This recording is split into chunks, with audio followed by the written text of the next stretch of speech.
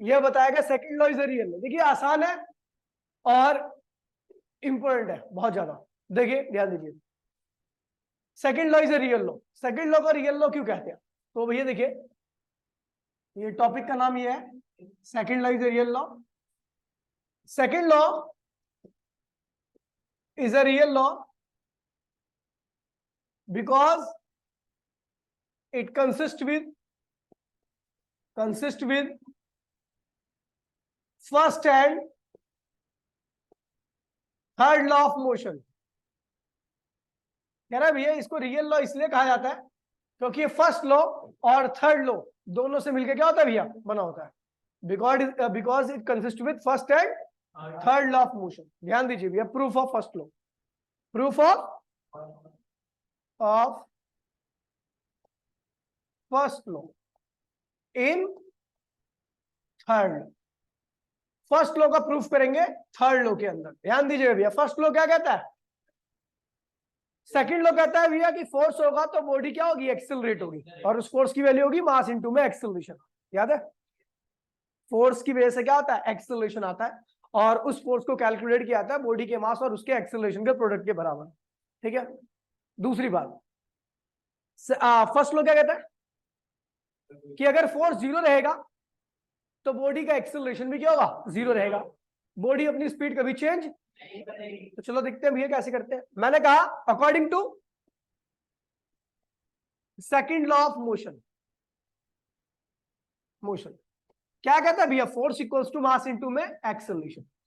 जो फोर्स होता है वो हमेशा बॉडी के मास और उसके एक्सेलरेशन के प्रोडक्ट के क्या होता है, बराबर रहता है। पता है ना आपको, फोर्स लगा तो बॉडी एक्सेलरेट करेगी, और उस फोर्स को कैलकुलेट किया था मास इनटू में एक्सेलरेशन से। ठीक है, तो इफ मैंने क्या दिया, इफ एफ इक्वल्स टू में जीरो, यदि मैं फोर्स को जीरो कर दूं, इसमें आगे क्या कर दूं, फोर्स जीरो कर दूं, तो देन क्या हो जाएगा, देन मास इनटू में acceleration is also equals to zero. Force जीरो तो इसका मतलब मास और एक्सेलरेशन का प्रोडक्ट क्या हो गया, जीरो हो गया। अब आपको पता है भैया किसी बॉडी का मास कभी जीरो नहीं हो सकता। जीरो क्या होगा यहाँ पर, एक्सेलरेशन, है ना। एक्सेलरेशन क्या होता है, फाइनल वेलोसिटी अपॉन में इनिशियल वेलोसिटी अपॉन में टाइम बराबर में जीरो। यानी v2 माइनस v1 इक्वल्स में क्या हुआ, जीरो, यानी v1 इक्वल्स में क्या हो गया, v2। कहने का क्या मतलब है भैया, देखिए यहाँ पर मैंने क्या स्टार्ट किया था, second law.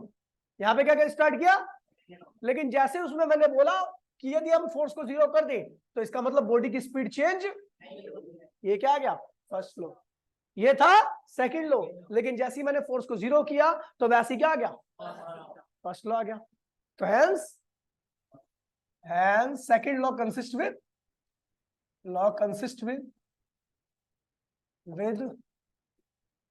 First law of motion. गति का पहला नियम इसमें है। ठीक है भैया, चलो आगे बढ़ते हैं, बात करते हैं proof of third law in second law. Third law का प्रूफ करने जा रहा हूं मैं सेकंड लॉ के अंदर। ठीक है भैया,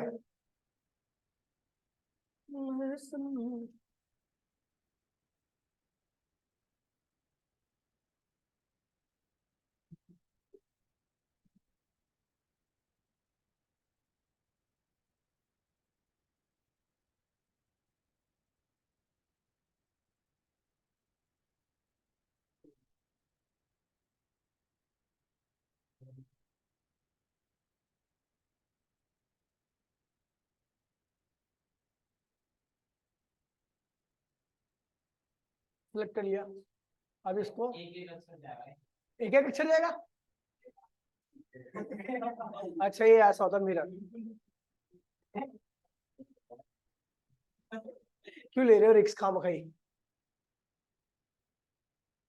ठीक है चलो समझ गया ना, ये फर्स्ट है, पेज नंबर फर्स्ट। अच्छा मैं पेज भी लिख दूंगा, ठीक है आपसे, पेज नंबर फर्स्ट। ये आपको पहले करना है यहाँ पर, फर्स्ट स्टेप। सेकंड स्टेप में आपको ये करना है, थर्ड स्टेप आपका ये आ रहा है।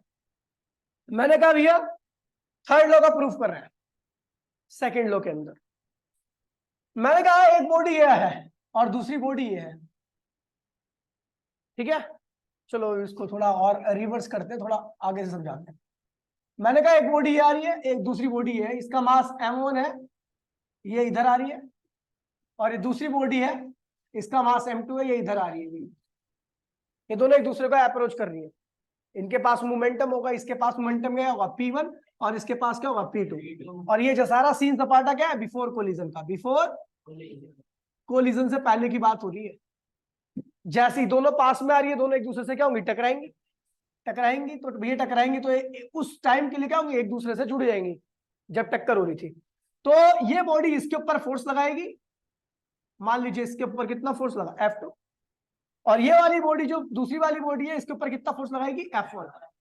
ठीक है, मैंने कहा अच्छा ये, हाँ, if this collision occur 4 time delta T. मैंने कहा भैया ये कोलिजन कितने टाइम के लिए हुआ, डेल्टा टी टाइम के लिए। मैंने कहा ये जो कोलिजन था ना दोनों बॉडी के बीच में, वो उसमें कितना समय लगा कोलिजन में, डेल्टा टी लगा। तो अब देखिए भैया आपको पता है यदि बॉडी के ऊपर एक दो बॉडी एक दूसरे से टकराती है तो एक दूसरे पर क्या लगाएंगे, फोर्स लगाएंगे, और जब एक दूसरे पर फोर्स लगाएंगे तो एक दूसरे का मोमेंटम भी क्या करेंगे, फोर्स लगने पर मोमेंटम क्या होता है, चेंज हो जाता है ना, पता है ना भैया। अगर किसी बॉडी पे फोर्स लगाओगे तो उसका मोमेंटम क्या होगा, चेंज होगा। समझ गए नहीं समझ गए। तो मैंने मान लिया कि उस टाइम पर इस बॉडी का मोमेंटम कितना चेंज हुआ, डेल्टा P1 कितना चेंज हुआ, और इस बॉडी का मोमेंटम कितना चेंज हुआ, डेल्टा। अच्छा ये डेल्टा P2 किसकी वजह से चेंज हुआ, F2 की वजह से, और डेल्टा P1 किसकी वजह से चेंज हुआ, F1 की वजह से। हमें पता है ये कोलिजन कितने टाइम के लिए था, अगर मैं चेंज इन मोमेंटम अपॉन में टाइम कर दूंगा तो क्या होगा, rate of change of momentum हो जाएगा, क्या हो जाएगा। तो भैया according to second law of motion, second law of motion क्या कहता है भैया, कि जो पहली बॉडी के ऊपर फोर्स लग रहा है वो पहली बॉडी के rate of change of momentum के बराबर होगा, कोई गलत तो नहीं लिख रहा मैं, और जो दूसरी बॉडी के ऊपर फोर्स लग रहा है वो दूसरी बॉडी के rate of change of momentum के बराबर होगा, कोई दिक्कत तो नहीं है। पहली बॉडी का जो फोर्स लगा है वो उसका मोमेंटम का रेट ऑफ चेंज के बराबर रहेगा, दूसरी बॉडी के ऊपर जो फोर्स लगा है वो उसके rate of change of momentum के बराबर रहेगा। ये होगी आपकी फर्स्ट इक्वेशन और ये होगी आपकी सेकंड इक्वेशन। इसको खामखाई बना दिया मैंने, चलो कोई बात नहीं, ठीक है, बना दिया बिफोर कोलिजन का सीन है, ठीक है। अब दोनों को ये निकाल ऑन एडिंग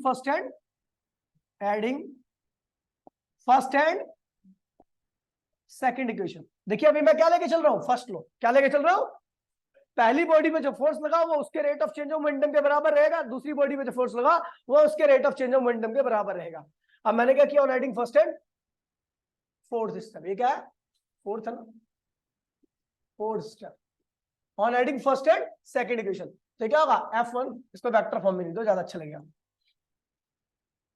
ठीक है, F1 vector plus F2 vector बराबर में डेल्टा P1 वेक्टर अपॉन में delta T plus delta P2 vector upon में डेल्टा टी। कोई दिक्कत तो नहीं भैया, है ना। ये कह रहा है भैया F1 प्लस F2, 1 बाय में डेल्टा टी, क्या करो कॉमन ले, डेल्टा ये क्या हुआ P1 प्लस ये क्या हुआ डेल्टा P2। आपको याद है law of conservation of momentum, याद है, law of conservation of momentum कहता है कि देखिए सुन लीजिए, इसको समझिए, अभी आगे प्रूफ करेंगे हम इसे और समझाऊंगा, मैं कराऊंगा अभी इसको। Law of conservation of momentum कहता है कि मान लीजिए एक बॉडी है, बॉडी ए और बॉडी बी, ठीक है, इसका मोमेंटम 4 है, इसका मोमेंटम 10 है, ठीक है, ये इनके ऊपर कोई फोर्स नहीं लग रहा लेकिन ये चल रही है, चलती एक दूसरे के पास में आई, पास में जैसी आई तो देखो कि क्या होता है कि दोनों का मोमेंटम चेंज हो जाता है, टकराने के बाद दोनों का मोमेंटम क्या होता है भैया, जिसका 4 था हो सकता है उसका बढ़ जाए और जिसका 6 था उसका घट जाए। ध्यान रखना जितना एक का बढ़ेगा उतना ही दूसरे का क्या होगा, घट जाएगा, अगर बाहर से कोई फोर्स नहीं लग रहा है। अब एक का बढ़ेगा तो उसका मोमेंटम चेंज क्या आएगा, प्लस, और एक का घटेगा तो उसका मोमेंटम चेंज क्या होगा, उतना ही लेकिन माइनस। जब एक का प्लस आएगा एक का माइनस आएगा, दोनों को जोड़ोगे तो क्या आएगा, 0। सुनिए एक बात मेरी दोबारा सुन लीजिए, मैं क्या कह रहा हूं भैया, एक बॉडी है, मान लीजिए इस बॉडी का मोमेंटम क्या 10 और इस बॉडी का मोमेंटम क्या 5, ये कोलिजन से पहले की बात थी, ठीक है। अभी कोलिजन के बाद क्या होगा, जिसका मोमेंटम कम रहेगा उसका क्या होगा, बढ़ जाएगा। मान लीजिए इसका 6 हो गया, 5 से क्या हो गया, तो इसका मोमेंटम बढ़ा, कितना बढ़ा, समझ गए 1, और 10 वाली का क्या हो जाएगा, 9 हो जाएगा। क्या हो जाएगा, इसका मोमेंटम क्या हुआ है, बढ़ा है घटा, कितना घटा, -1, -1 हो गया। चेंज कितना है, -1 का, एक के अंदर +1 का दूसरे के अंदर, तो टोटल चेंज कितना है, 0। यानी कहने का मतलब है अगर दो बॉडी है, दो बॉडी क्या 50 बॉडी आपस में टकरा रही है, तो टकराने के पहले और टकराने के बाद का कुल चेंज अगर आप जोड़ोगे तो सब चेंज का सम क्या आता है भैया, 0 आता है। यही है क्या है, law of conservation of momentum. आपने ऐसा पढ़ा होगा इसको कि टोटल इनिशियल मोमेंटम बराबर में टोटल फाइनल मोमेंटम, आपने ऐसा पढ़ा होगा 9th क्लास में। लेकिन ये भी कह सकते हो कि पहली बॉडी के अंदर जितना चेंज आएगा मोमेंटम उतना ही दूसरी बॉडी के अंदर आएगा, लेकिन एक दूसरे का अपोजिट आएगा। जब दोनों को कुल चेंज को आप जोड़ोगे तो नेट चेंज क्या आएगा, 0 आएगा। तो ये क्या है भैया, change in momentum of first body, ये क्या है भैया, चेंज इन मोमेंटम ऑफ, दोनों को यदि आप जोड़ोगे तो रिजल्ट क्या आना चाहिए, 0 आना चाहिए। यही है क्या भैया, law of conservation of momentum. अभी पढ़ेंगे इसको। According to law of conservation of momentum, if external force equals to में क्या था भैया, इफ एक्सटर्नल फोर्स, अगर बाहर से किसी प्रकार का कोई फोर्स नहीं लग रहा तो delta P1 plus delta P2 दोनों का सम क्या आएगा भैया, 0 आएगा। ध्यान, हम क्या लिखते हैं इसको, तो इधर 0 लिख दीजिए तो क्या होगा, F1 प्लस F2 बराबर में क्या आ गया, 0। यानी F1 बराबर में नेगेटिव ऑफ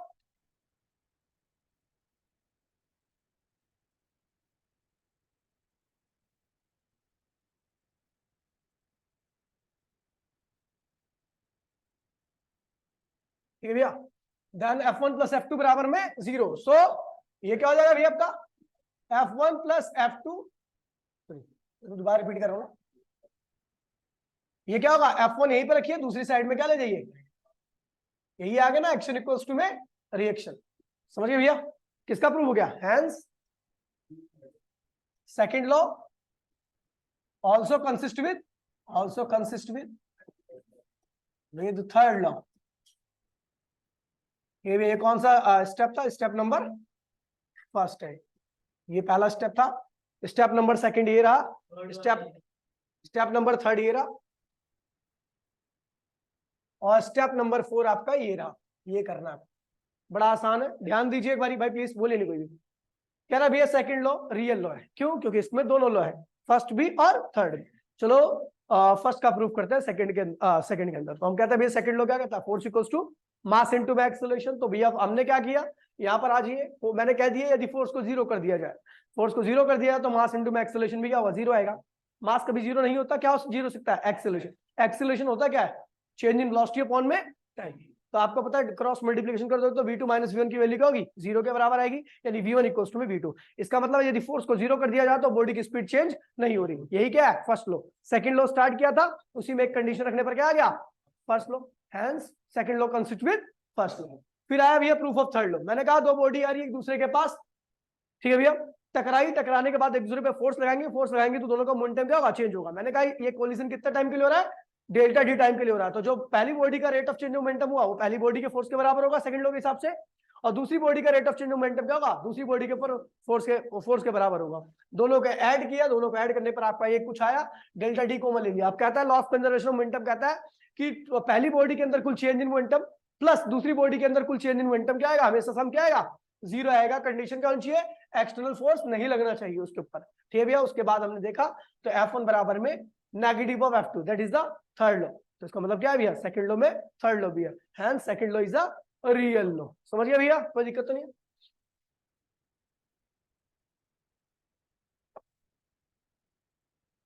आगे बढ़े, अगला टॉपिक देखते क्या है।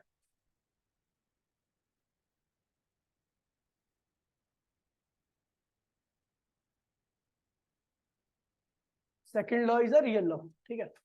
अब आते भैया, अच्छा ये तो प्रूफ कर दिया हमने।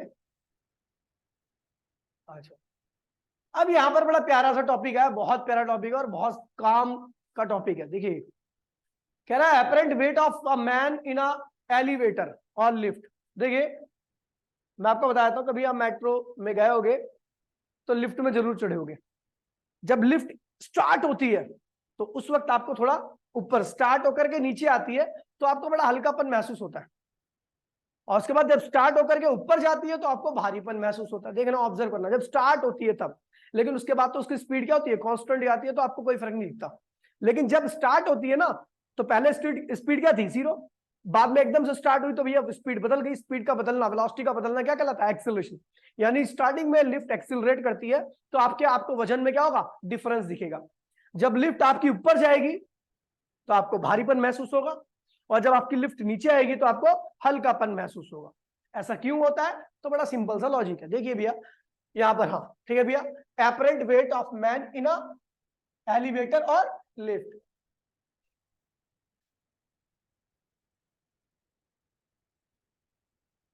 टॉपिक का नाम है apparent weight of man in a lift और एलिवेटर। ध्यान दीजिएगा भैया, इसका जो बड़ा बेसिक सा फंडा है वो ये है। देखिए कंसेप्ट इसके पीछे केवल यही लगा हुआ है। क्या भैया? एक बॉडी है जिसका मास क्या है? इसके ऊपर एक फोर्स F1 लग रहा है और एक फोर्स F2 लग रहा है इधर की तरफ। मैंने कहा if F1 greater than F2 तो बॉडी कहां भागेगी? मैंने कह दिया एक बॉडी के ऊपर दो फोर्स लग रहे हैं F1 और F2, दोनों की डायरेक्शन एक दूसरे से क्या है? अपोजिट है। तो मैंने कहा F1 अगर F2 से बड़ा है तो बॉडी कहां जाएगी? लेफ्ट में, राइट में? तो जाहिर सी बात है राइट की तरफ एक्सिलरेट करेगी। क्या करेगी? करेगी ना करेगी? तो आपको पता है भैया वी नो क्या नेट फोर्स किसके बराबर होता है? नेट फोर्स मतलब टोटल फोर्स बॉडी पे जो लगता है वो बॉडी के मास इनटू में उसके एक्सेलरेशन के प्रोडक्ट के बराबर होता है। जो टोटल फोर्स होता है वो बॉडी के मास इनटू में उसके एक्सेलरेशन के प्रोडक्ट के बराबर होता है भैया। तो इस बॉडी के ऊपर कुल कितना फोर्स लग रहा है बताइए? इस बॉडी के ऊपर नेट फोर्स की वैल्यू होता है, टोटल फोर्स की वैल्यू तो F1 माइनस F2, जो फोर्स ज्यादा होगा उसमें से छोटे वाले फोर्स को घटा दोगे, M इंटू में A। ये इक्वेशन बन गई।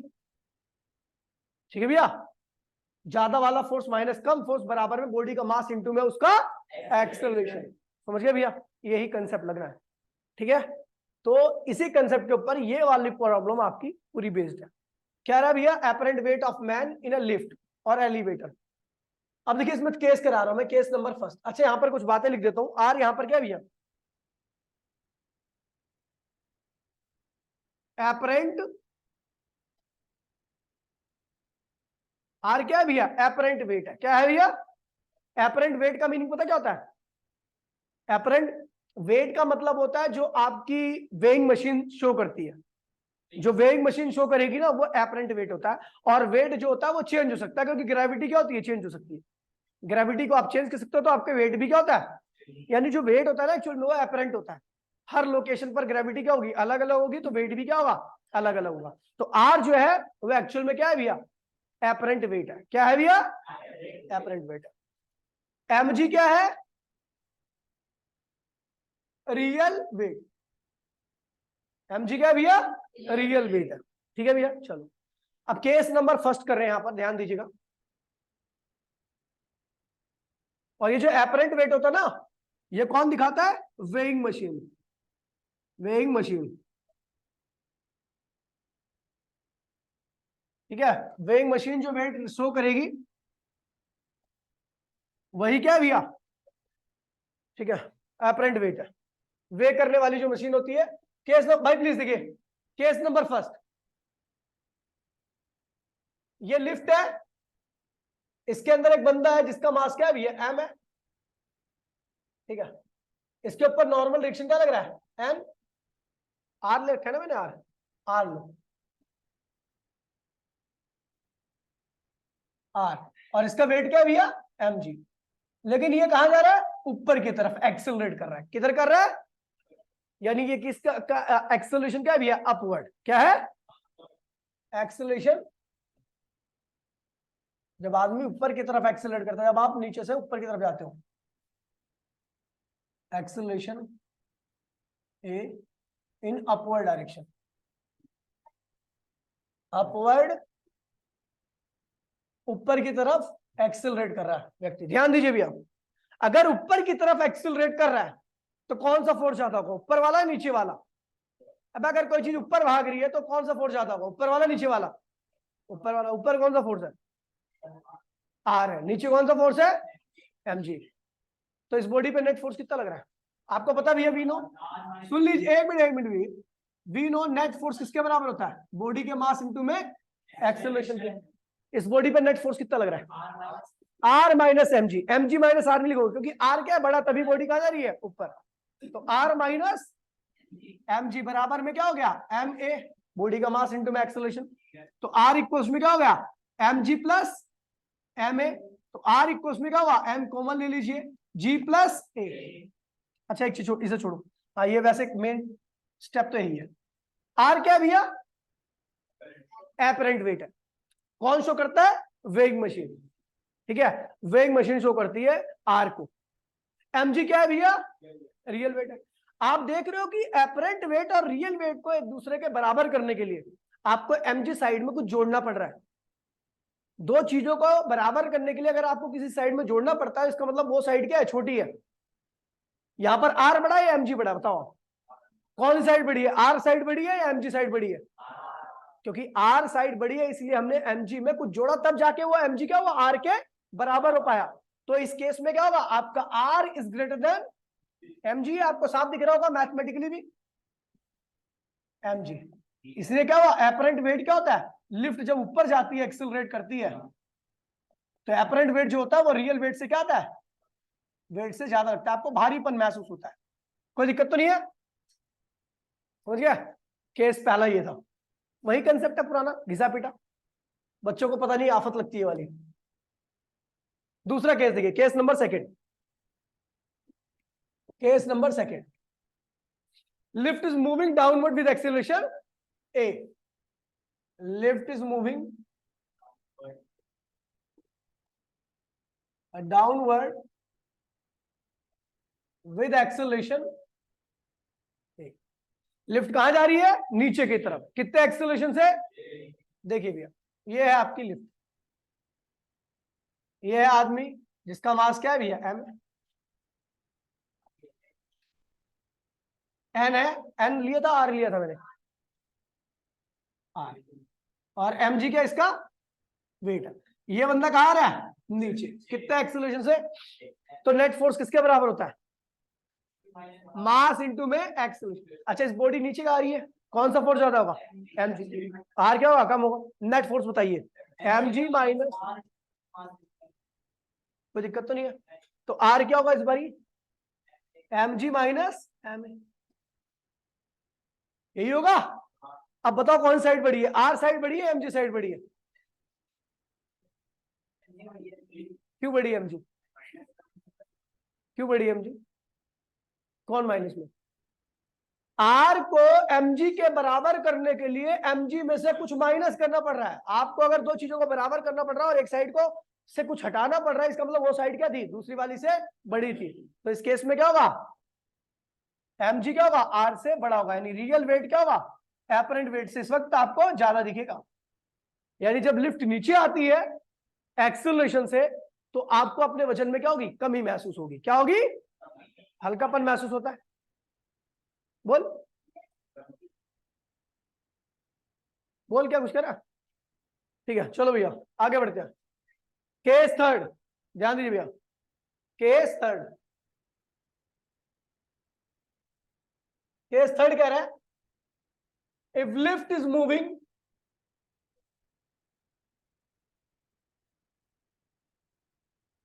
Lift is moving upward slash downward with uniform velocity, uniform, अच्छा यूनिफॉर्म वेलोसिटी का मतलब क्या हुआ, एक्सेलरेशन जीरो। मतलब लिफ्ट चाहे ऊपर जा रही हो चाहे नीचे आ रही हो, अगर एक्सेलरेशन जीरो हो तो केस यही रहेगा आपका। कैसे,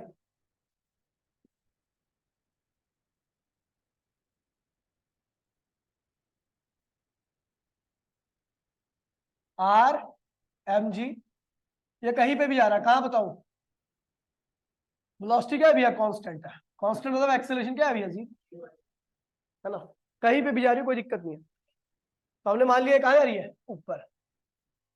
तो आपको पता है ऊपर वाला फोर्स क्या होगा, नेट फोर्स क्या होता है, मास इंटू में नेट फोर्स क्या लग रहा है, आर माइनस एम जी बराबर में मास इंटू में एक्सेलरेशन क्या है भैया, जीरो। तो R minus m g equals में क्या हुआ, जीरो। तो आर इक्वल्स में क्या हुआ, एम जी। इस केस में आपको आपके वजन में जब लिफ्ट यूनिफॉर्म स्पीड से चलने लगती है तो आपको कोई फर्क महसूस नहीं होता, आपको ना हल्कापन महसूस होता ना भारीपन। यानी रियल वेट और अपरेंट वेट क्या होते हैं, एपरेंट वेट। अच्छा इसके हाँ mg माइनस r का mg माइनस r इक्वल हाँ ये माइनस आ गया। अबे इसे इधर ले आ, इसको इधर ले आ, वही तो आ गया। अबे आर को इधर ले आएगा तो आर प्लस में जाएगा, एम ए को उधर ले आएगा तो आर एम ए क्या होगा माइनस में जाएगा, यही तो आ गया। सुन लीजिए अब देखिए इसमें एक और चीज आता है वेटलेसनेस। खैर देखिए इफ ए इक्वल्स टू में जी, इसे कहते हैं फ्री फॉल। क्या कहते हैं? Free fall. और ये जब होता है जब लिफ्ट लिफ्ट की वायर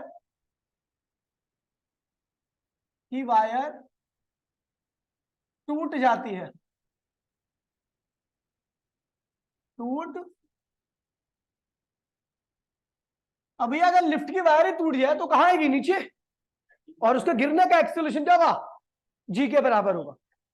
लिफ्ट की वायर टूट जाए तो भैया वो ग्रेविटी उसको खींचेगी, और ग्रेविटी अगर किसी बॉडी को खींचती है तो उसके अंदर क्या होता है? एक्सेलरेशन जी के बराबर आता है। क्या होता है भैया? ए बराबर में जी।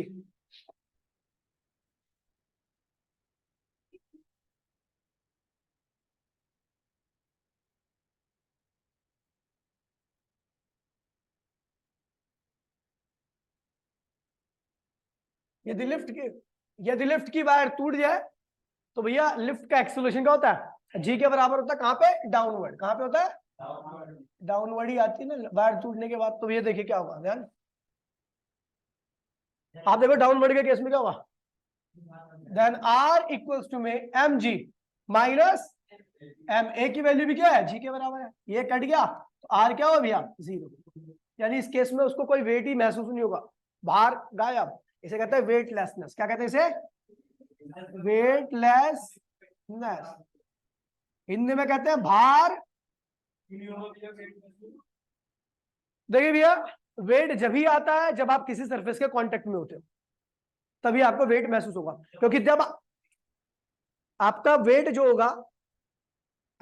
होगा जब वो सरफेस पे एक्शन लगाएगा तभी आपको रिएक्शन मिलेगा, वही होता है वेट रिएक्शन।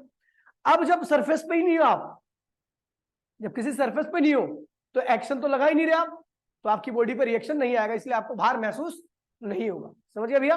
वेट लगने के लिए आपको किसी सरफेस पे होना जरूरी है। समझ गया? चलो तो भैया ध्यान रखना, इसे कहते हैं भारहीनता। हीनता कैसे लिखते हैं भाई? बड़ी छोटी भारहीनता। ठीक है भैया, इसे वेटलेसनेस कहते हैं। इसके ऊपर काफी क्वेश्चंस आते हैं कि भैया लिफ्ट के केस में वेटलेसनेस कब होती है? तो भैया जब हम मरने वाले होते हैं तभी लिफ्ट के केस में क्या होती है? वेटलेसनेस होती है। लिफ्ट की वायर टूट जाएगी तो मरने ही वाले हैं, और क्या। फिर क्या बचेगी? पेज नंबर 3 है, 2 3 हाँ ठीक है। हाँ कोई पूछ रहा?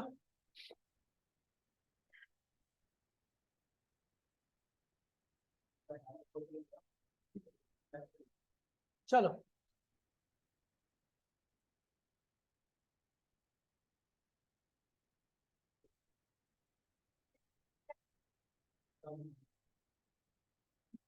ये हो गया।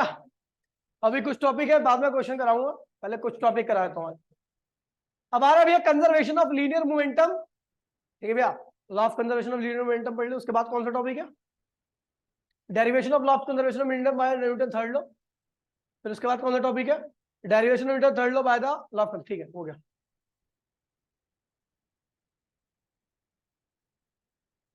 टॉपिक का नाम है भैया law of conservation of momentum. क्या है? रिकॉर्डिंग हो रही है ना? Law of conservation of momentum. Law of conservation of momentum क्या कहता है भैया? ये क्या कहता है? ध्यान दीजिए, law of conservation of momentum क्या कहता है? एक बॉडी है जिसका मोमेंटम क्या था? पी इनिशियल था। क्या था? P1। इनिशियल मोमेंटम क्या था भैया? P1 था। क्या था? दूसरी बॉडी है, इसका मोमेंटम क्या था भैया? P2। ठीक है भाई, इधर देख लीजिए प्लीज। ये इसकी तरफ आ रही है और ये इसकी तरफ आ रही है। ठीक है, बिफोर कोलिजन का सीन सपाट है ये, बिफोर कोलिजन। कोलिजन से पहले का। आफ्टर कोलिजन भाई देखिए, आफ्टर कोलिजन ये बॉडी क्या होगी, P1 डैश मोमेंट, मतलब इसका मोमेंटम चेंज हो जाएगा। P1 डैश मोमेंटम से क्या होगा,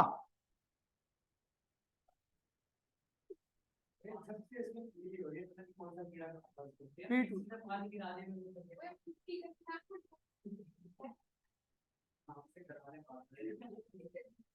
आफ्टर कोलिजन ये हुआ, सुन लीजिए, इनिशियल मोमेंटम, और यहाँ पर ये ध्यान रखना कि एक्सटर्नल फोर्स क्या होना चाहिए, बाहर से किसी प्रकार का कोई फोर्स नहीं लगना चाहिए। यहाँ पर जो भी चल रहा है ये दोनों सिस्टम का ही है, बाहर से कुछ भी नहीं हुआ। तो भैया हाँ सुन लीजिए, कहता भैया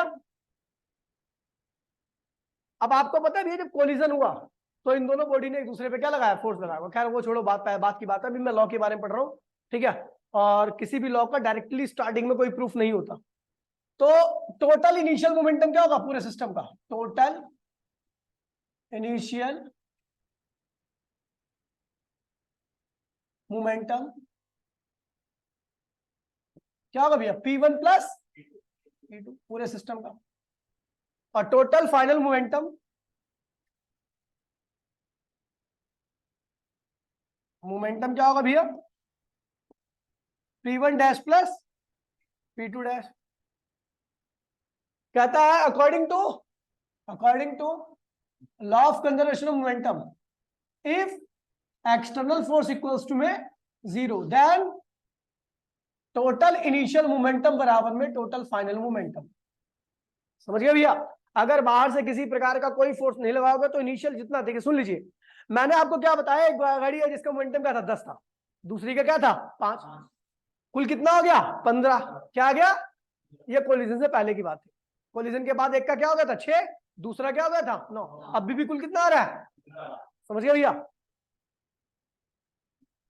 तो P1 प्लस P2 बराबर में P1 dash plus P2 dash. अब आपको चेंज वाला भी बताया तो मैं, चेंज वाला, चेंज क्या होता है, देखिए अब इसको इधर ले आइए और इसको भी इधर ले आइए, तो क्या होगा P1 dash plus minus P1 plus P2 dash minus P2 बराबर में क्या आ गया 0। अब ये क्या हुआ, change in momentum of first body और चेंज इन मोमेंटम ऑफ बराबर में क्या आ गया 0 भी आ गया। तो ये भी law of conservation of momentum है और ये भी क्या है, law of conservation of momentum है। पहली बॉडी के अंदर कुल मोमेंटम का चेंज प्लस दूसरी बॉडी के अंदर कुल मोमेंटम का चेंज का सम क्या होता है भैया, हमेशा 0 के बराबर आता है। समझ गए भैया, यही है, या तो आप ये याद रखो या ये याद रखो, वैसे ये ज्यादा यूजफुल है, ठीक है भैया। ये आपका law of conservation of momentum. तो according to this law, if external force equals में 0 देन टोटल इनिशियल मोमेंटम बराबर में टोटल फाइनल मोमेंटम, या total change momentum of first body plus total change in momentum second body बराबर में 0। समझ गए, चलो एग्जांपल भी ले लेते हैं। इसका मोमेंटम मान लीजिए 6 है और इसका क्या है भैया 10 है, ये दोनों एक दूसरे के पास आ रहे थे। टोटल इनिशियल मोमेंटम क्या है भैया 16 kg मीटर पर सेकंड। टकराने के बाद ये इधर आया, कितने मोमेंटम से भैया, मान लीजिए 9, और ये कितने से हो जाएगा भैया, उधर जाएगा कितने से, तो ये कितने जाएगा भैया आपका 7 से। तो फाइनल मोमेंटम क्या आएगा, फिर 16 ही आएगा kg मीटर पर सेकंड। अगर आप देखोगे चेंज वाला फंडा अप्लाई करोगे तो इसका 6 से क्या हो गया 9, तो इसके अंदर चेंज कितना है 3 प्लस 3, इसका 9 10 से क्या हो गया 7, तो इसके अंदर चेंज कितना आया -3। तो चेंज निकालो, डेल्टा P1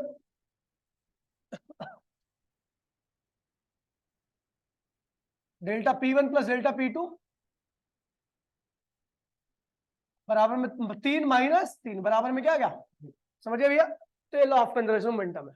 अब कह रहा भैया कि यही लॉ ऑफ कंजर्वेशन मोमेंटम से थर्ड लॉ प्रूफ करो। क्या करना भैया,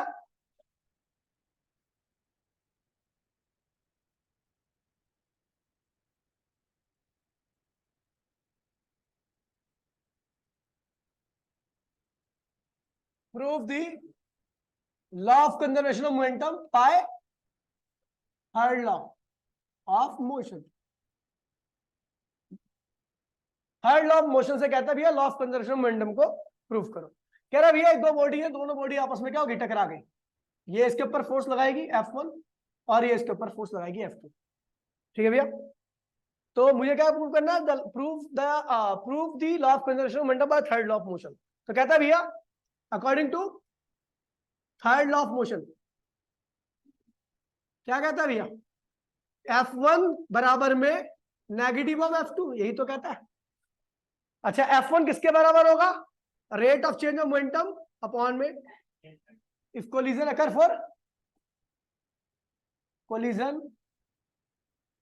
फॉर टाइम डेल्टा टी। मैंने कहा कोलिजन कितना टाइम के लिए हो रहा है भैया? डेल्टा टी टाइम के लिए। बराबर में ये किसके बराबर होगा? डेल्टा P2 डेल्टा टी, ये दोनों कट मर गए तो delta P1 plus delta P2 क्या आ गया भैया? यही तो है law of conservation momentum. Hence it is the proof of law of conservation of momentum by third law of motion.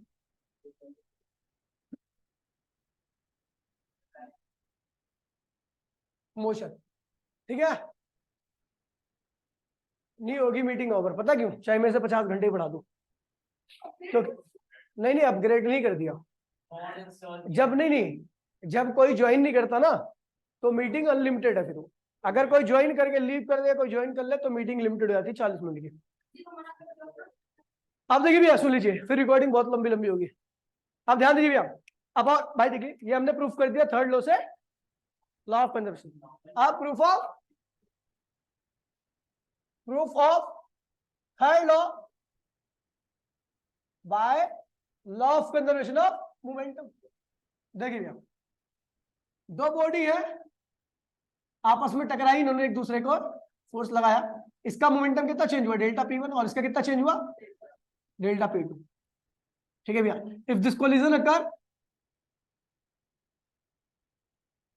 Occur for time delta t, तो क्या होगा भैया? According to law of conservation of momentum क्या कहता है भैया? Delta P1 plus delta P2 क्या है भैया? तो delta P1 negative of delta P2। कोई दिक्कत तो नहीं भैया? आपको पता है कि दोनों के लिए कोलिजन टाइम तो सेम है, तो डिवाइडिंग बोथ साइड बाय